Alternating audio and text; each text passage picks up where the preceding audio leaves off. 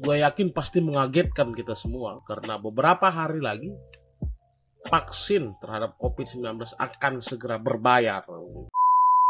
Ataupun melalui Kementerian Kesehatan haruslah jelas terhadap masyarakat begitu, karena gue tidak ada masalah dengan vaksinasi individu ini, gue tidak ada masalah dengan vaksinasi individu, karena menurut gue apapun upaya untuk mempercepat, mengakselerasi penyelesaian pandemi COVID ini harus dilakukan selagi memang tidak menyengsarakan rakyat, selagi memang tidak mengorbankan kepentingan negara.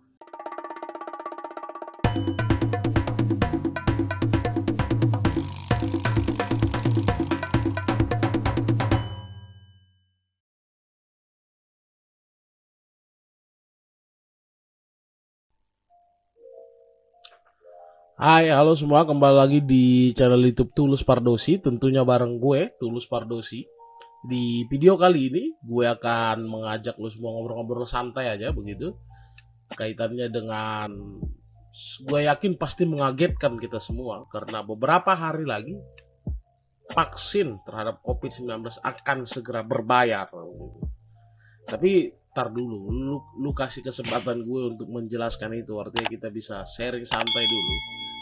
Apa sih yang gue maksud dalam beberapa hari lagi, atau bahkan per hari ini kalau gue nggak salah, nanti bisa gue baca untuk waktunya ya. Tapi sebelum itu, kalau lu pengen tahu sosial media gue ada di layar yang lu bisa lihat di situ, ada di atas ini. Lu bisa lihat di situ sosial media gue, ada Instagram, YouTube tentunya, dan juga TikTok. Mari gue mulai dari artikel pertama, yaitu ini. Ini alasan Kemenkes izinkan vaksin berbayar dari republika.co.id. Tapi sebelum gue baca itu, gue mau mulai dari sini dulu nih. Program vaksinasi gotong royong adalah program yang dilakukan oleh pemerintah melalui Kementerian Badan Usaha Milik Negara atau BUMN. Sebelumnya, vaksinasi gotong royong diatur dalam Peraturan Menteri Kesehatan Permenkes nomor 10 tahun 2021 tentang pelaksanaan vaksinasi dalam rangka penanggulangan pandemi COVID-19. Program vaksinasi gotong royong sudah dimulai sejak setelah Idul Fitri, yaitu 17 Mei 2021. Melansir dari Permenkes nomor 10 tahun 2021, vaksinasi gotong royong ditujukan pada karyawan atau karyawati, keluarga dan individu lain dalam keluarga yang pendanaannya dibebankan pada badan hukum atau badan usaha. Maka dari itu, penerima vaksin gotong royong tidak dipungut biaya atau gratis. Biaya pembelian vaksin dibebankan kepada perusahaan atau badan hukum yang menaungi pekerja. Nah, tadinya vaksinasi gotong royong ini ditujukan untuk suatu perusahaan atau badan hukum atau badan usaha yang memang ingin memberikan vaksinasi terhadap karyawan atau para pekerja di perusahaan tersebut. Karena kenapa? Mungkin kalau menunggu bagian dari pemerintah khawatir lambat atau khawatir mungkin menunggu lebih lama, jadi badan hukum atau perusahaan-perusahaan diberikan kewenangan untuk memberikan vaksinasi yang dinamakan dengan program vaksinasi gotong royong begitu. Tentu di sini ada bandrol harga, tarif maksimal pelayanan begitu kan, dan lain-lain ini diatur. Dan tentu vaksinasi gotong royong itu berdasarkan informasi di artikel halodoc.com ini tidak akan mengganggu jatah vaksinasi yang akan dilakukan oleh pemerintah. Namun yang menarik sebenarnya belakangan ini muncul nih. Ini alasan Kemenkes. Nah, jadi belakangan ada lagi namanya vaksinasi individu. Gue langsung baca.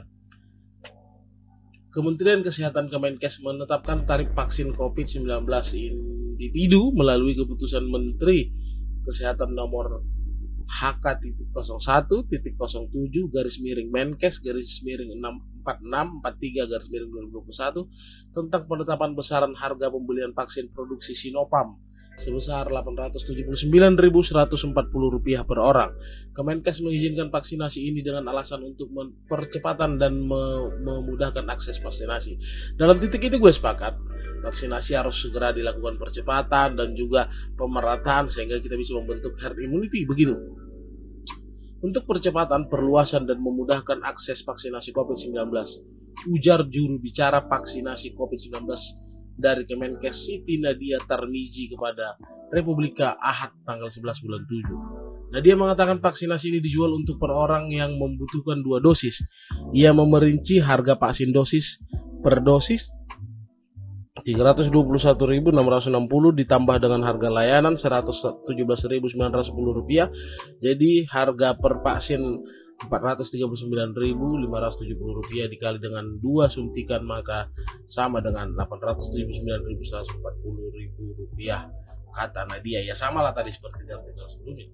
Mengenai alokasi vaksin individu berbayar, Nadia menambahkan Kemenkes tidak mengetahuinya, sebab dia melanjutkan pihak industri kimia farma yang menyediakan vaksin ini. Nah, di sini menurut gue ada suatu keanehan. Bagaimana mungkin alokasinya dan pemberiannya kepada siapa? Pemerintah tidak memantau. Toh pada awalnya pemerintah yang memberikan izin kepada badan hukum atau badan usaha untuk memberikan vaksinasi. Walaupun konteksnya di vaksinasi gotong royong itu bukan untuk dijual, tapi untuk dipergunakan oleh karyawannya sendiri. Ini bukan digunakan untuk karyawan, bahkan dijual, tapi pemerintah melalui statement juru bicara ini mengatakan tidak mengetahui alokasinya. Di situ tuh mulai ada keanehan menurut saya yang penting untuk kita kawal dan kita diskusikan bersama. Di lain pihak, Nadia menegaskan vaksin individu berbayar ini tak akan mengganggu vaksin program pemerintah. Oke, bisa jadi. Sejauh ini dia menyebutkan pemerintah telah mengamankan vaksin COVID-19 sebanyak 426 juta dosis. Ia menambahkan vaksin terakhir yang masuk ke tanah air adalah Moderna yang nantinya disuntikan untuk dosis ketiga tenaga kesehatan atau nakes. Sedangkan vaksin gotong royong baik perusahaan maupun individu disediakan pihak yang berbeda dan menggunakan merek yang berbeda, yakni Sinopharm dan CanSino. Oke, mungkin sudah disiasati di situ, tapi tetap menurut gue alokasinya, pemberiannya dan sampai pada penyuntikan dan harga jual harus dipantau benar-benar oleh negara, karena ini sangat riskan untuk bisa disalahgunakan oleh pihak-pihak yang coba mencari keuntungan dari kesempatan ini begitu. Semua sama seperti mekanisme yang lalu, ujarnya. Direktur Utama PT Kimia Farma Tbk Perdi Budi Darmo menjelaskan bahwa program ini akan dijalankan di 8 gerai kimia farma di 6 kota secara bertahap. Lokasinya pun akan ditambah untuk tahap awal baru 2 klinik yang siap melayani program vaksinasi individu, yaitu Klinik Kimia Farma Diagnostika, KFD Pulau Gadung, Jakarta Timur, dan KFD Senen, Jakarta Pusat. Berikut adalah rincian kimia farma yang siap melayani vaksinasi individu. Nah, ini bisa dilihat Jakarta, KF Senen sekitar 200 orang kapasitasnya per hari. Jakarta, Pulau Gadung, Bandung. Nah, ini lu bisa lihat daftarnya semua sampai di Bali. Tapi ini menurut gue yang penting ya, karena begini, saat hari ini saja di mana seluruh masyarakat atau warga negara Indonesia diberikan vaksin secara gratis, masih ada saja warga negara yang menganggap vaksin ini bukanlah sebagai upaya pengobatan yang tepat begitu, atau bahkan masih banyak warga negara yang menolak vaksinasi. Nah, bayangkan hari ini saja yang masih digratiskan sebegitu rumitnya begitu, apalagi nanti ada yang berbayar dan ada yang gratis. Bukan tidak mungkin nanti ada kelompok masyarakat yang berpikir bahwasanya suntik vaksin, dosis vaksin yang diberikan melalui vaksinasi individu lah yang sebenarnya sangat baik begitu. Sehingga menurut saya komunikasi yang sampaikan oleh pemerintah, baik itu melalui Satgas Covid ataupun melalui Kementerian Kesehatan, haruslah jelas terhadap masyarakat begitu. Karena gue tidak ada masalah dengan vaksinasi individu ini, gue tidak ada masalah dengan vaksinasi individu.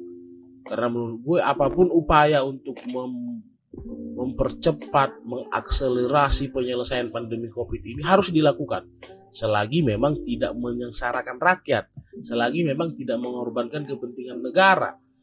Itu yang penting menurut gue, dan tidak merugikan bangsa ini ke depan. Kan itu yang penting menurut gue.